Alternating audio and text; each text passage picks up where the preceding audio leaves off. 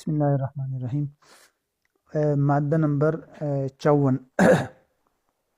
اس کو شروع کرنے سے پہلے ایک بات پچھلے سبق میں رہ گئی تھی، اس کو بھی مکمل کر لیتے ہیں کہ سابقہ قبضہ نئے قبضے کے لیے کافی ہو جاتا ہے یا نہیں۔ یعنی اس طرح کے الفاظ ملتے ہیں نا، حل یکفی القبض السابق للقبض اللاحق، یا اس طرح کے نہیں۔ تو اس میں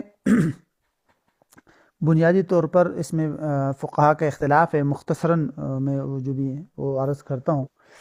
تو اس میں مالکیہ اور حنابلہ کی رائے، پہلے تو مثال سے اگر ہم سمجھ لیں کہ مثال کے طور پر ایک شخص کے پاس پہلے سے ہی کوئی چیز اس کے قبضے میں موجود ہے اور پھر وہ اس کو خرید لیتا ہے یا کوئی نیا کانٹریکٹ کر لیتا ہے، اور اس کی وجہ سے دوبارہ اس چیز کو قبضہ کرنے کی ضرورت پیش آ جائے، تو کیا وہ چیز مالک کو دے کر دوبارہ اس پر قبضہ کرنا ضروری ہے، یا پہلے سے ہی قبضے میں موجود ہے تو بس وہی کافی ہے؟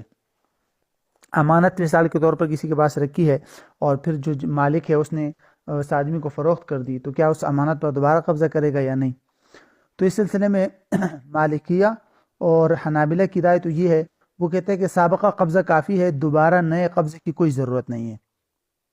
کیونکہ وہ کہتے ہیں کہ جب اس آدمی کے پاس چیز موجود ہے اور جو ہے اس کے قبضے میں موجود ہے تو بس ٹھیک ہے، خواہ سابقہ قبضہ جیسے بھی ہو، پہلے والا قبضہ امانت تھا یا پہلے والا قبضہ غصب کا تھا یا جیسا بھی قبضہ تھا، اور دوبارہ والا قبضہ بھی جیسا بھی ہو، تو بس کافی ہے سابقہ قبضہ، دوبارہ قبضہ کرنے کی کوئی ضرورت نہیں ہے۔ اس سلسلے میں حضرات شافعیہ کی مختلف اقوال ہے، کچھ اقوال جو ہے وہ حنفیہ کی طرح ہے، کچھ اقوال جو ہے وہ دیگر ائمہ کی طرح، 2-3 اقوال موجود ہیں۔ حنفیہ کی جو رائے ہے وہ ایک مشہور اصول ہے، وہ یہ ہے کہ دونوں قبضوں کو دیکھا جائے گا، اگر دونوں قبضے قوت اور ضعف میں ایک جیسے ہیں تو بس پھر تو کافی ہے، لیکن اگر دوسرا قبضہ زیادہ قوی ہے اور پہلا والا قبضہ کمزور ہے تو پھر جو ہے پہلا والا قبضہ دوسرے قبضے کے لیے کافی نہیں ہوگا۔ یہ اس طرح اصول ذکر کرتے ہیں۔ اس کو بالفاظ دیگر اس کی کئی صورتیں بن سکتی ہیں۔ مثال کے طور پر پہلے سے کسی آدمی کے پاس جو قبضہ ہے وہ ہے قبض زمان۔ قبض زمان کا مطلب ہوتا ہے کہ اگر وہ اس چیز کو اس کے پاس ضائع ہو جاتی تو اس پر زمان آتا، جیسے کہ مغصوبہ چیز ہے، کسی نے غصب کی ہوئی ہے یا اس طرح۔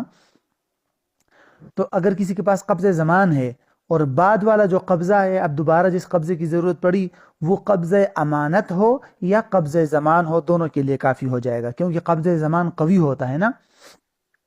لہذا اس کا نتیجہ یہ نکلے گا کہ اگر غاصب ہے اس کے پاس کوئی چیز ہے اور مالک نے غاصب کے پاس وہی چیز امانت رکھ دی تو بس کافی ہے پرانا قبضہ، نیا قبضہ امانت ہو جائے گا نا۔ یا غاصب کو وہ چیز فروخت کر دی تو فروخت کرنے کے بعد بھی غاصب کا پرانا قبضہ کافی ہے، کیونکہ پرانا قبضہ اس کا قبضہ جو ہے زمان تھا، اس لیے۔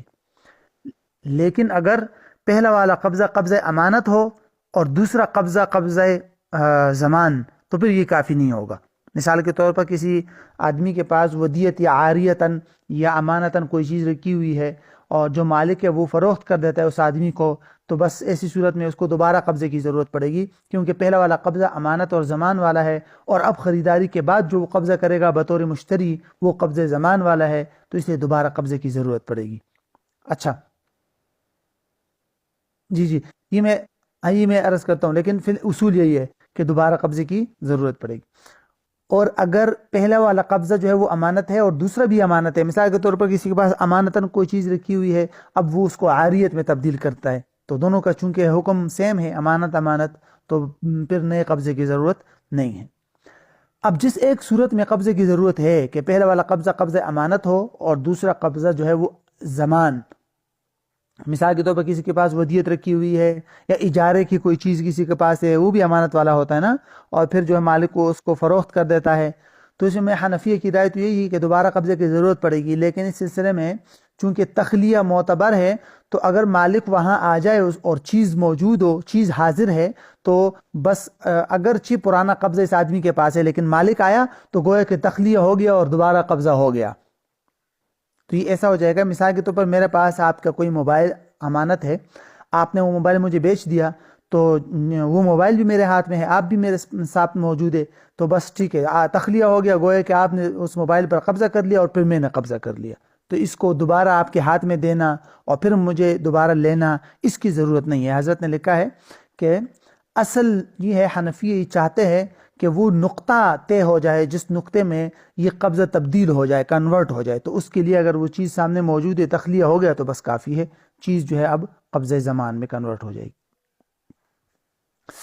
یہ تو پچھلے والے بحث سے متعلق کچھ ایک چھوٹی سی بات رہتی تھی نا۔ اچھا، مادہ نمبر 54 کے اندر جو بنیادی نقطہ ہے وہ ہے کہ یہ ڈی او بھی اس کو کہتے ہیں نا، ڈیلیوری آرڈر یا اس طرح کی کوئی چیز، یعنی جو رسیدیں ہوتی ہیں جب خریدار کسی دکاندار سے یا کسی شخص سے کوئی چیز خرید لیتا ہے اور وہ جو فروخت کرنے والا ہے اس نے کوئی رسید جاری کر دی کہ یہ لیجئے آپ کا جو سامان ہے وہ مثلا فلاں نمبر سے لے کر فلاں نمبر تک ہے، اور آپ جو ہے یہ اس میں سے جو گودام میں سامان رکھا ہوا اس میں سے اپنا جو بھی آپ کا حصہ ہے وہ وصول کر لے۔ اب اس رسید پر قبضہ کرنا کیا سامان پر قبضہ شمار ہوگا یا نہیں؟ پہلا نقطہ تو یہ ہے، اگر اس رسید پر قبضے کو ہم سامان پر قبضہ قرار دے تو خریدار اس کو آگے فروخت کر سکتا ہے، اور اگر ہم اس رسید پر قبضے کو سامان پر قبضہ نہ قرار دے تو خریدار اگر اس کو آگے بیچے گا تو یہ بے قبل القبض ہو جائے گی، پھر یہ درست نہیں ہوگا۔ اس سلسلے میں اس کی دو بنیادی صورتیں دو ہے۔ ایک صورت تو یہ ہے کہ مثال کے طور پر ایسی رسید جاری کر دی کہ جس کے اوپر کنفرم طور پر معلوم نہیں ہے کہ کون سی چیز اس خریدار کی ہے، بلکہ اس کو یہ اختیار دے دیا کہ یہ جو گودام میں رکھا ہوا ہے اس میں سے کوئی بھی چیز تم اٹھا کر لے جانا، یعنی متعین اور کنفرم نہیں ہے کہ مثلا جو بعض نمبر لگے ہوتے ہیں نا ڈبوں پہ کہ مثلا گیلن نمبر 1 سے لے کر گیلن نمبر 100 آپ کے، اگر اس طرح کنفرم طور پہ معلوم ہے، باقاعدہ ارقام اور رقم نمبر کے ذریعے کنفرم طور پر ممیز اور جدا ہے، معلوم ہے کہ بھئی یہ جو گیلن رکھے ہوئے ہے یا یہ جو کارٹن رکھے ہوئے ہے اس پر نمبر لگے ہوئے ہیں، آپ والے کا جو نمبر ہے وہ 100 سے لے کر 200 تک ہے، تو پھر یہ رسید پر قبضہ حقیقی معنوں میں، یعنی چونکہ ایک تخلیہ ہو گیا نا، جب اس کو نمبر کے ذریعے بتا دیا گیا اور رکاوٹ بھی نہ ہو کسی قسم کے تصرف کا تو تخلیہ ہو گیا، اب اس کے جو رسید ہے اس پر قبضہ، سامان پر قبضہ شمار کیا جائے گا۔ تو البتہ اگر جو ہے متعین طور پر معلوم نہیں ہے کہ کون سی چیز ہے اور کہاں رکھی ہوئی جدا نہیں ہے تو پھر جو ہے ایسی صورت میں اس پر قبضہ، رسید پر قبضہ جو ہے وہ اصل چیز پر قبضہ شمار نہیں ہوگا۔ یہ تو آسان سی صورت تھی۔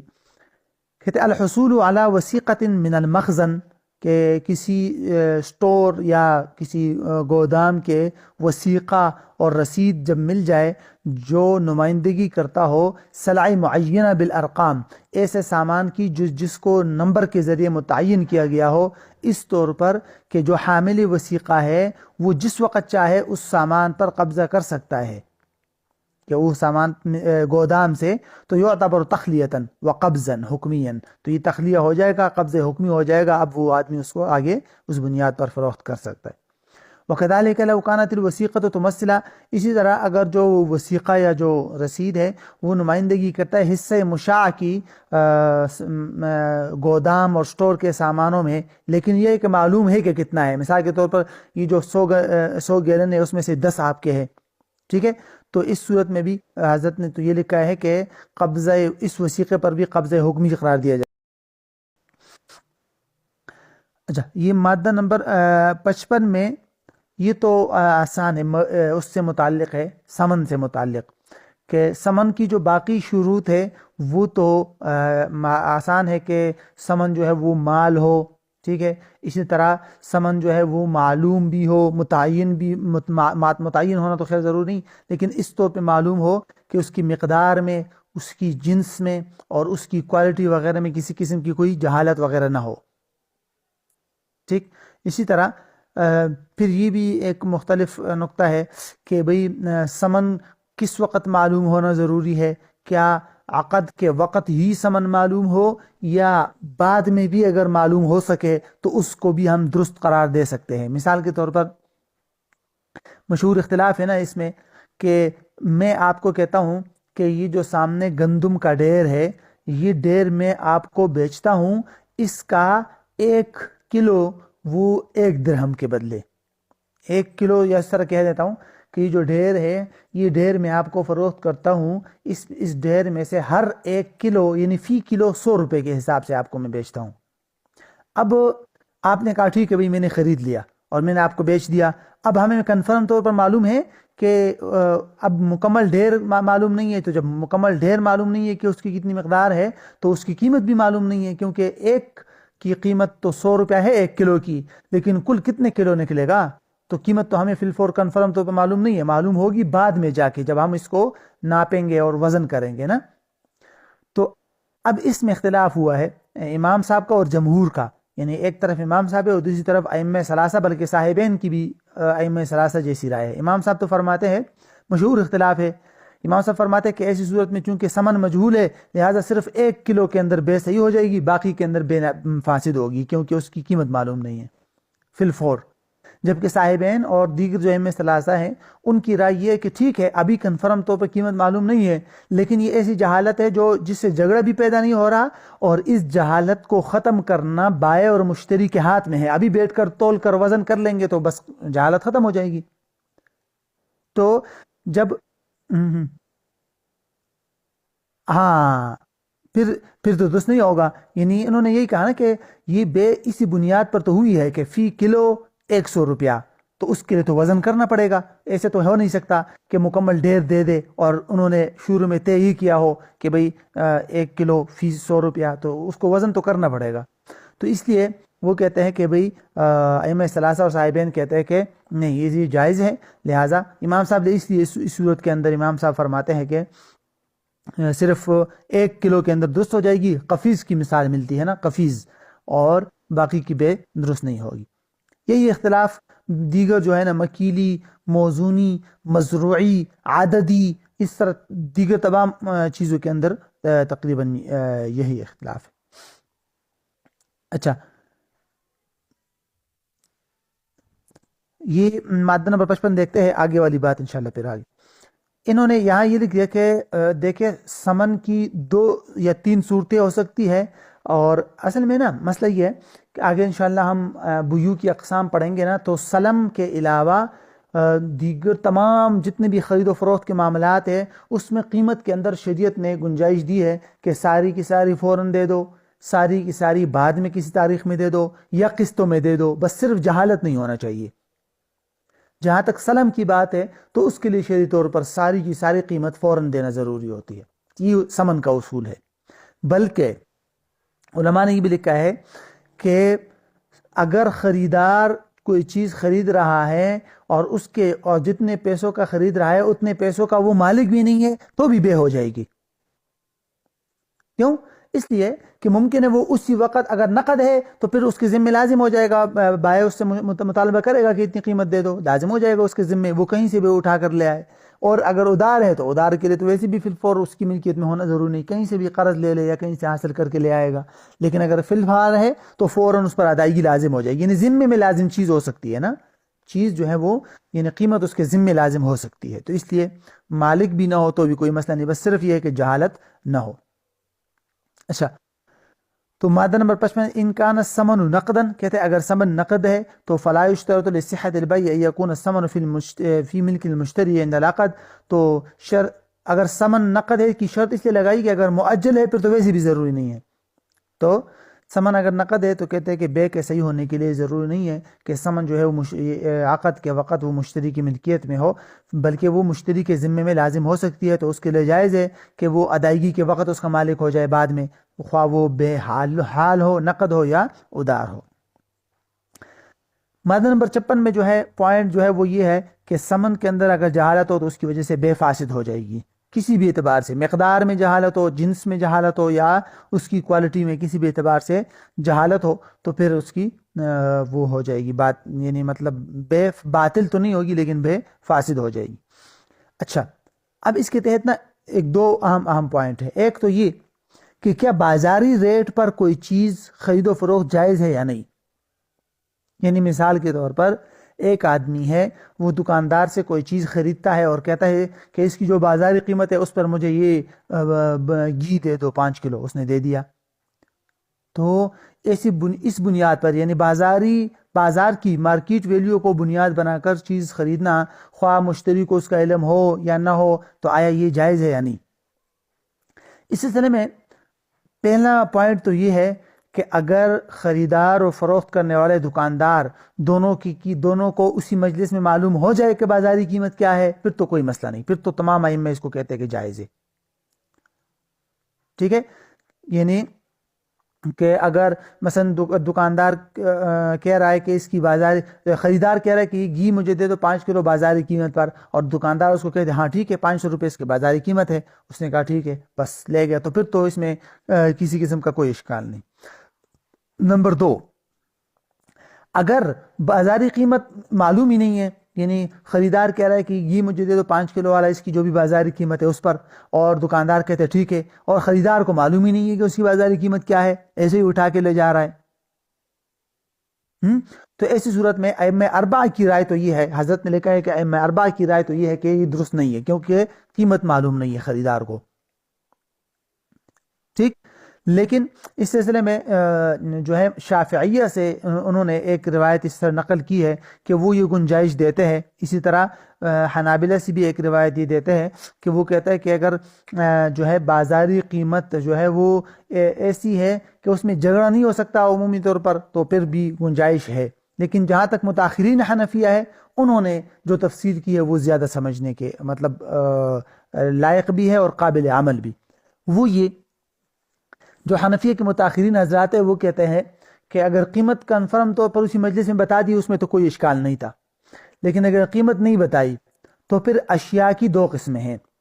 ایک وہ اشیاء جن کی بازاری قیمتیں مختلف ہوتی رہتی ہے، کسی ایک دکاندار اس کو 100 روپے میں بیچتا ہے، دوسرے 110 میں، تیسرے 120 میں، چوتھا 90 میں، پانچواں 95 میں، اس طرح کر کے اگر ایسی اشیاء ہے جن کی قیمتیں یعنی جن کی اکائیوں کی قیمتیں الگ الگ ہوتی ہے عمومی طور پر، تو اس کو بازاری ریٹ پر خریدنا جائز نہیں ہے، اس کو بازاری قیمت پر خریدنا درست نہیں ہے.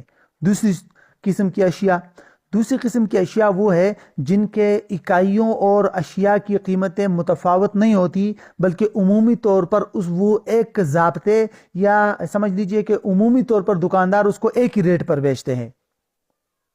مثال کے طور پر یعنی ایک خاص کمپنی کے اگر گھی ہے ڈالڈا مثال کے طور پر، وہ عمومی طور پر تمام دکاندار ایک ہی ریٹ پر بیچ رہے ہیں، یا یہی سمجھ لیجئے اخبارات ہے، اخبارات کا ایک ہی ریٹ فکس ہے، یا کوئی ایسی چیز جو ہر دکاندار ایک ہی ریٹ پر بیچتا ہو اور عمومی طور پر دکاندار اور خریدار دونوں کو معلوم ہوتا ہے کہ اس کی ریٹ کیا ہے، اس کا ریٹ کیا ہے، تو پھر متاخرین نے اس کی بنیاد پر اس کو گنجائش دی ہے. بہرحال یہ تو متاخرین کی رائے تھے، یہاں اتنا سمجھ تو کافی ہے. باقی انشاءاللہ بعد میں ایک استجرار وغیرہ کی بحث آئے گی، وہ تو بلکہ ہم نے پڑھا ہے نا استجرار. ہاں ٹھیک استجرار تو ہم نے پڑھا ہے. تو اس بنیاد پر تو ویسے بھی اس کو جائز قرار دیا کہ اگر کھاتا وغیرہ کھولا ہوا ہے تو بعد میں وہ قیمتیں آپس میں حساب و کتاب کرتے وقت بعد میں قیمت متعین ہو جاتی ہے، تو بعد میں بھی جہالت ختم ہو سکتی ہے. اچھا ایک منٹ اس کو پڑھ لیتے ہیں پھر. الجہالت 56 الجہالت فی الثمر مفسد للبیع، کہتے ہیں کہ ثمن کے اندر جو جہالت ہوگی اس کی وجہ سے بے فاسد ہو جائے گی، یعنی باطل نہیں ہوگی. اما ان اتفقا المتبایعان، اگر خرید و فروخت والے دونوں متفق ہو جائے، علی معیار منضبط، کسی ایسے معیار پر جو منضبط ہو، مطلب اس میں کمی بیشی نہ ہوتی ہو ثمن کی تحدید کے لیے. مثلا دونوں نے کہا کہ ہم خرید و فروخت جو ہے بازاری ریٹ پر کریں گے. وآلت الجہالت الی العلم، اور یہ جو جہالت ہے یہ فی الفور یعنی تو ٹھیک ہے جہالت ہے، لیکن یہ جہالت لے جاتی ہو علم کی طرف ادائیگی کے وقت، یعنی بعد میں ادائیگی کے وقت معلوم ہو جاتا ہو اور کوئی جھگڑا بھی نہ ہو، تو اس صورت میں عقد اس کی وجہ سے فاسد نہیں ہوگا. یہ ہم نے وہی استجرار میں پڑھا تھا نا کہ عمومی طور پر دونوں متفق ہوتے ہیں کہ جو بازاری ریٹ ہوگا وہ لکھتا رہے گا اور بعد میں حساب و کتاب کے وقت معلوم ہو جاتا ہے، تو عمومی طور پر جھگڑا نہیں ہوتا. اچھا اسی طرح یہ مادہ نمبر 57 ہے، اس کا تعلق تو مدت کے ساتھ ہے کہ اگر مدت میں جہالت ہو تو اس کی وجہ سے بھی بے فاسد ہو جاتی ہے، بے باطل نہیں ہوگی، بے فاسد ہوگی. اچھا اب مادہ نمبر 58 میں جو ہے وہ یہ ہے کہ ایداع النقود فی رسید احد فی البنک سواء کان ایداعا مباشرا ام عن طریق التحویل المصرفی یعتبر قبضا لتلك النقود من صاحب الرسید ويعتبر البنک وکیلا له فی القبض. اچھا ایک ہو گیا. دوسرا نقطہ ہے وكذلك تسليم الشيك المصرفي يعتبر تسليما لمحتواه، أما الشيك الشخصي فلا يعتبر تسليما لمحتواه حتى يقبضه المدفوع إليه أو يودعه في رسيده. اس میں بنیادی طور پر حضرت نے دو باتیں ذکر کی ہے. اس سے پہلے ایک چیز سمجھنا چاہیے، عقد حوالہ. اس میں بہت تفصیلات ہے کہ عقد حوالہ کس کو کہتے ہیں اور اس کی شرائط کیا ہے، محیل کی کیا شرائط ہے، محال لہو کی کیا شرائط ہے، محال علیہ کی کیا شرائط ہے نا. وہ آج کل کی بہت ساری جدید صورت حوالہ میں آتی ہے. میں آپ کو پہلے حوالہ کا مفہوم سمجھاتا ہوں. حوالہ کا مفہوم یہ ہوتا ہے کہ حوالے میں عمومی طور پر تین قسم کے لوگ ہوتے ہیں. ٹھیک ہے، ایک ہوتا ہے قرض خواہ، دوسرا ہوتا ہے مقروض، اور تیسرا ضمانت لینے والا شخص. مثال کے طور پر آپ پر میرے 1,00,000 روپے ہے مثال کے طور پہ. اب خالد بھی موجود ہے تو میں آپ سے اپنے 1,00,000 روپے کا مطالبہ کیا. اب خالد صاحب جو ہے وہ کہہ رہا ہے کہ بھئی میں مولانا اسحاق صاحب کا جو قرض ہے وہ میری طرف منتقل ہو گیا، یعنی اس کا حوالہ میں قبول کرتا ہوں.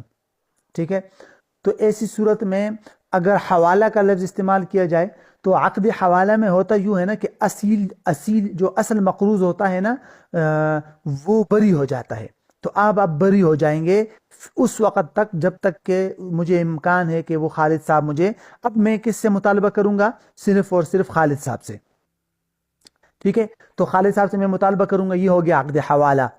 اس میں جو خالد صاحب ہے وہ اس کو کہتے ہیں محال علیہ. ٹھیک، اور جو آپ ہو گئے آپ کو کہتے ہیں محیل، اور مجھے جو قرض خواہ ہے اس کو کہتے ہیں محال. اچھا ایک ہوتا ہے کفالہ. عقد کفالہ میں اس طرح ہوتا ہے کہ قرض خواہ دونوں سے مطالبہ کر سکتا ہے، جس نے ضمانت لیا اس سے بھی اور اصل مقروض سے بھی. لیکن حوالہ کے اندر دونوں سے مطالبہ نہیں ہوتا، بلکہ وہ کہہ دیتا ہے کہ آئندہ اس سے مطالبہ نہیں کرنا. تو اگر ایسی بات ہو گئی تو پھر یہ حوالہ ہوتا ہے. ٹھیک ہے، حوالہ کی عمومی طور پر دو قسمیں ہوتی ہے. ایک کو کہتے ہیں حوالہ مقیدہ اور ایک کو کہتے ہیں حوالہ مطلقہ. ٹھیک ہے، حوالہ مطلقہ یہ ہے کہ آپ کے ذمے تو میرے 1,00,000 روپے تھے، لیکن خالد صاحب کے ذمے آپ کے کوئی پیسے نہیں ہے. اس نے تبرع کے طور پر قبول کر لیا اور مجھے کہہ دیا کہ آئندہ اسحاق صاحب سے مطالبہ نہ کرنا. اس کو کہتے ہیں حوالہ مطلقہ. اور حوالہ مقیدہ یہ ہے کہ میرا آپ کے اوپر 1,00,000 ہے اور آپ کے خالد صاحب کے اوپر 1,00,000 ہے، اور جس وقت میں نے آپ سے مطالبہ کیا تو آپ نے مجھے کہا کہ خالد صاحب کے پاس میرے 1,00,000 روپے ہے، تو آپ نے خالد صاحب کو کہہ دیا کہ بھئی ان کو 1,00,000 روپے میرے والے جو آپ کے پاس ہے وہ ان کو دے دینا. اور اس نے مجھے کہا ٹھیک ہے بھئی آئندہ اسحاق صاحب سے مطالبہ نہ کرنا، مجھ سے کرنا، ان کے جو 1,00,000 روپے میرے پاس ہے وہ میں آپ کو دے دوں گا. تو حوالہ یعنی کہ مقید کر دیا ایسی رقم کے ساتھ جو مقروض کی رقم کسی تیسرے کے پاس پڑی ہوئی تھی. آپ کی رقم خالد صاحب کے پاس تھی اور میری رقم آپ کے پاس. تو اب جو آپ مجھے منتقل کریں گے خالد صاحب کی طرف، یہ حوالہ مقیدہ ہو جائے گا. ٹھیک ہے، تو اس کو کہتے ہیں حوالہ مقیدہ. اس کی آج کل بہت ساری صورتیں ہیں حوالہ مقیدہ کی. اس میں یہ جو چیک ہوتا ہے، چیک یہ بھی اس میں آتا ہے. کیوں؟ مثال کے طور پر بینک کے پاس میرے رقم رکھی ہوئی ہے اکاؤنٹ میں نے چیک لکھ کے آپ کو دے دیا، میں نے کہا جا کے اس کو وصول کر لے. اب اصل قرض خواہ میں ہوں، مقروض جو ہے وہ بینک ہے. ٹھیک ہے، تو بینک کو چاہیے تھا کہ مجھے دے، لیکن وہ گویا کہ منتقل ہو جائے گا. اب آپ کو بینک ادائیگی کرے گا. گویا کہ اگر آپ کا میرے اوپر قرض ہے تو یہ حوالہ مقیدہ ہو جائے گا، اور اگر میرے اوپر قرض نہیں ہے تو حوالہ مقیدہ نہیں ہے، یہ حوالہ مطلقہ ہو جائے گا. آپ کو میں بینک کے ذمہ لگا دیتا ہوں. یعنی گویا کہ اس میں مقروض کے بجائے مطالبہ کرنے والا تبدیل ہو جاتا ہے.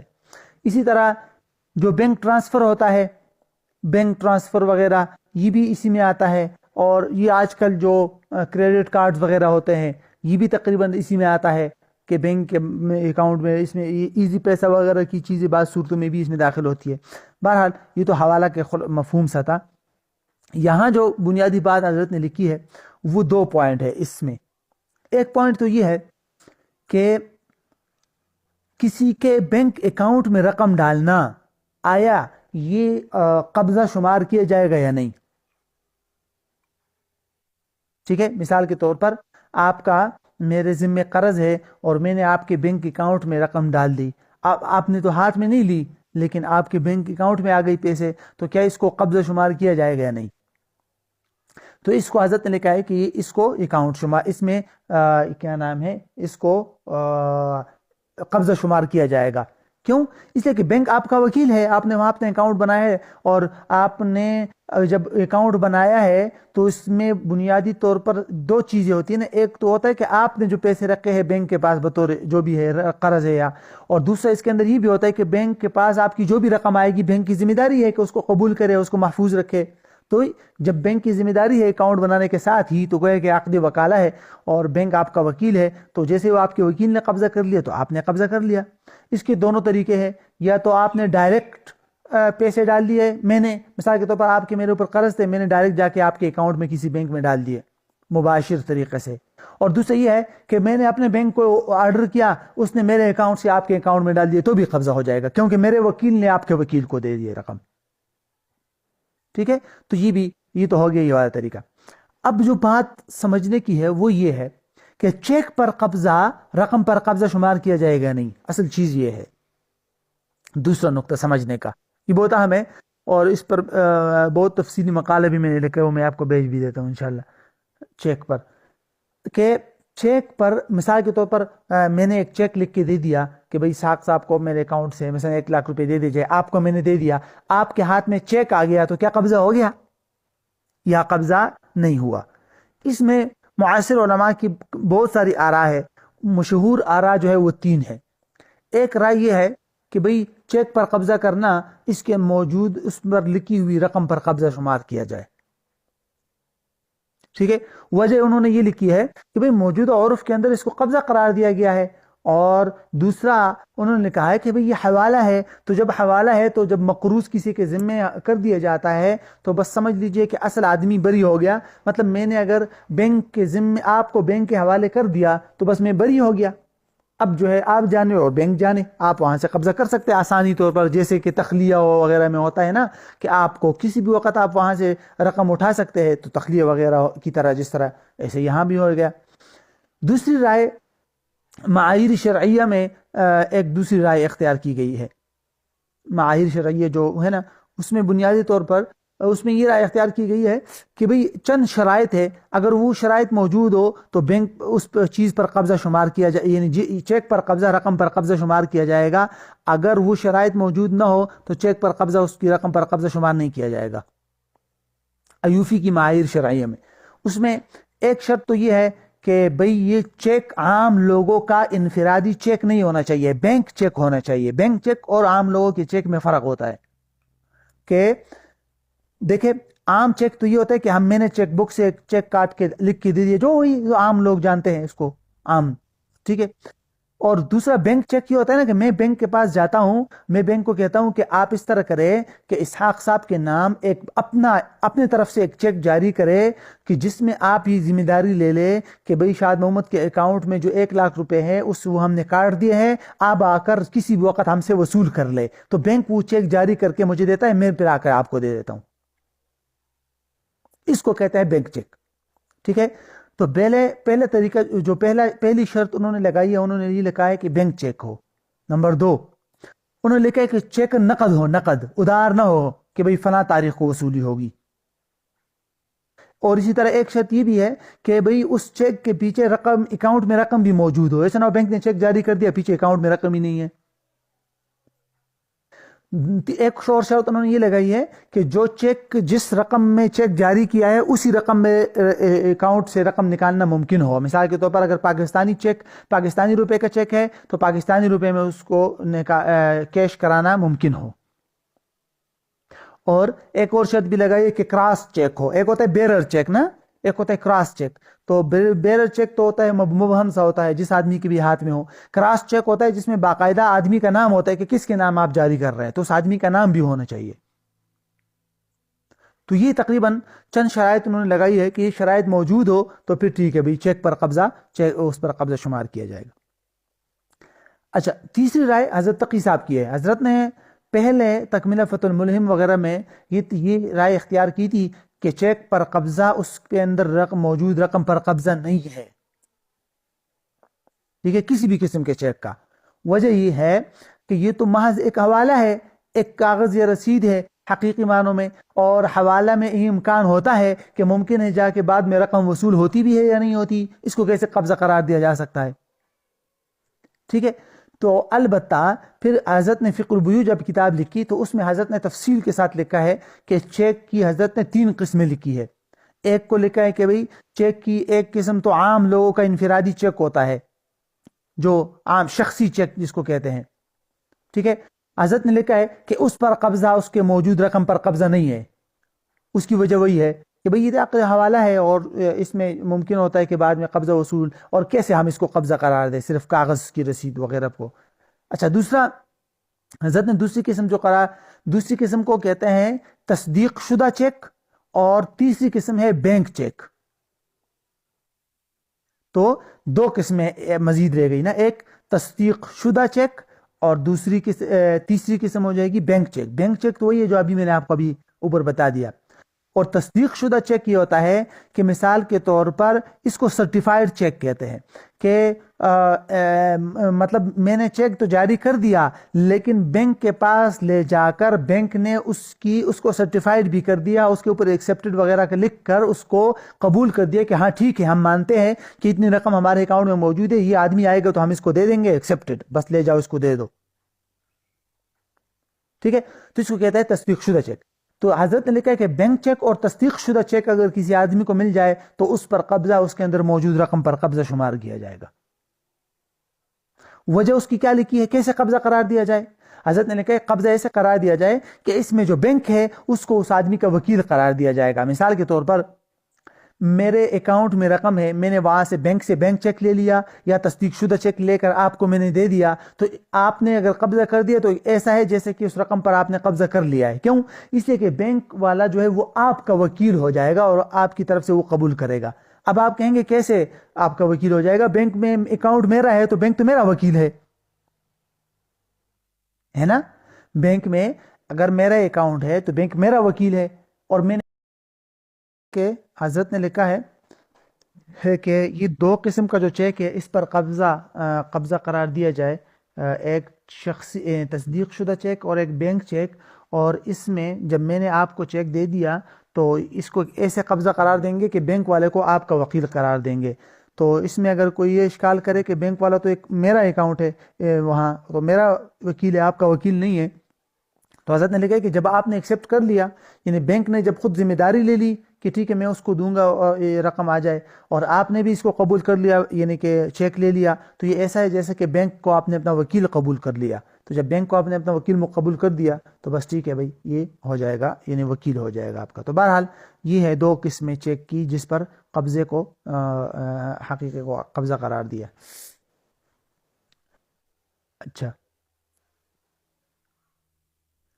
یہ دیکھیے مادہ نمبر 58 ایداع النقود فی رسید احد فی البنک، کہتا ہے کہ نقود رکھنا کسی بھی بینک کے کسی اکاؤنٹ میں، خواہ وہ مباشرتاً ہو یا کسی تحویل مصرفی یعنی بینک ٹرانسفر کے ذریعے سے ہو، اس کو قبضہ قرار دیا جائے گا صاحب رسید یعنی صاحب اکاؤنٹ کی طرف سے، اور بینک کو اس کا وکیل قرار دیا جائے گا قبضے میں. اسی طرح جو شے کی مصرفی یعنی بینک چیک اگر ہو، اگر بینک چیک ہو تو اس کو بھی قبضہ قرار دیا جائے گا لمحتواہ، اس کے اندر لکھی ہوئی قیمت پر، یہ جو بھی ہے. اما شیک شخصی، رہی بات شخصی چیک کا، تو اس کے فلا یعتبر و تسلیما لمحتواہ، اس پر قبضے کو اس کے اندر موجود رقم پر قبضہ شمار نہیں کیا جائے گا یہاں تک کہ جو مدفوع الیہ ہے وہ اس پر قبضہ کر لے یا اس کو اپنے بینک اکاؤنٹ میں ڈال دے. تو کوئی نہ کوئی ایک طریقہ کر لے تو اس کے بعد ہی اس پر وہ قبضہ شمار کیا جائے گا. اچھا، آگے جو چیز آ رہی ہے مادہ نمبر 59 میں، اس میں خلاصہ تو اس کا آسان سا ہے، لیکن اس میں اگر تفصیل اس میں ہم کریں تو زیادہ بہتر ہے میرے خیال سے کہ کریڈٹ کارڈز کی قسمیں اور اس کے احکام مختصراً پڑھ لیتے ہیں، اور باقی جو ہے 60 والا بھی فی الحال 59 والا پڑھتے ہیں، 60 والا فی الحال چھوڑتے ہیں، اس میں بھی تھوڑی سی تفصیل ہے، وہ انشاءاللہ پھر کل والے سبق کے ساتھ لے جائیں. تو 59 والا مختصراً یہ ہے کہ آج کل جو مختلف بینک جو ہے نا کارڈ جاری کرتے ہیں، اور وہ جو کارڈ والے ہیں وہ لوگ پھر کارڈ کو استعمال کرتے ہیں. اس کی عمومی طور پر 3 قسمیں ہوتی ہے کارڈز کی نا. ایک منٹ.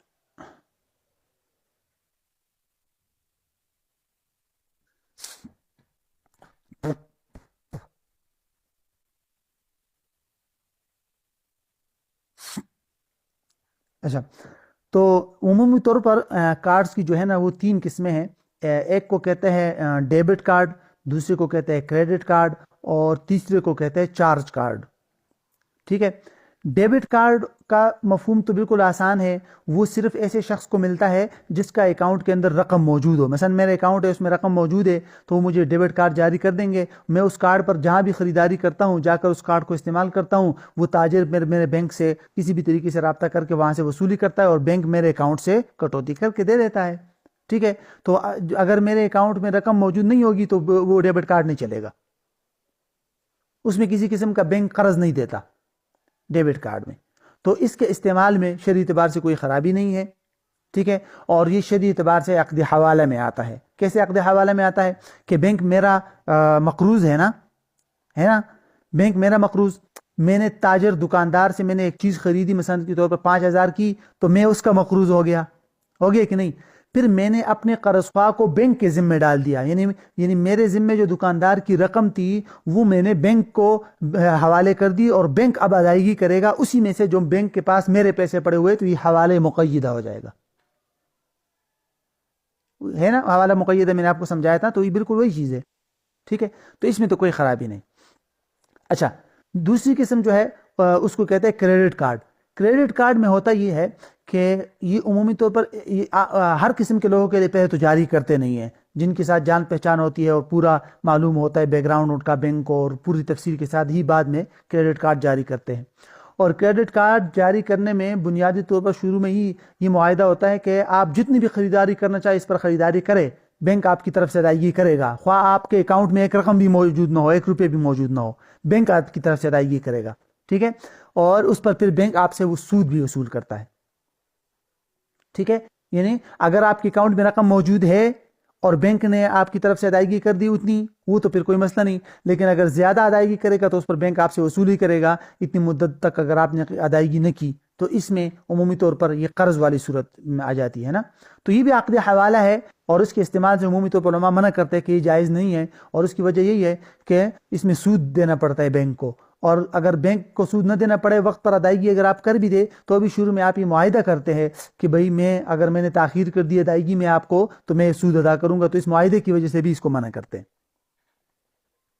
ٹھیک ہے.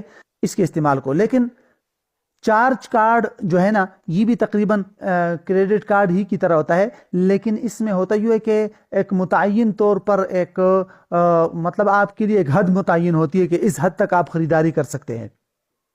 ٹھیک ہے. اور اس حد سے اوپر نہیں. اور اس کے اندر بھی وہی سود والا معاملہ ہوتا ہے کہ اگر آپ اس حد سے اوپر جائیں گے تو پھر آپ پر سود لگے گا، اگر اس حد سے نیچے رہیں گے تو پھر سود نہیں لگے گا. تو اس میں اور کریڈٹ کارڈ میں کوئی خاص فرق نہیں ہوتا. بس صرف یہ ہوتا ہے کہ کریڈٹ کارڈ کی کوئی حد وغیرہ نہیں ہوتی نا.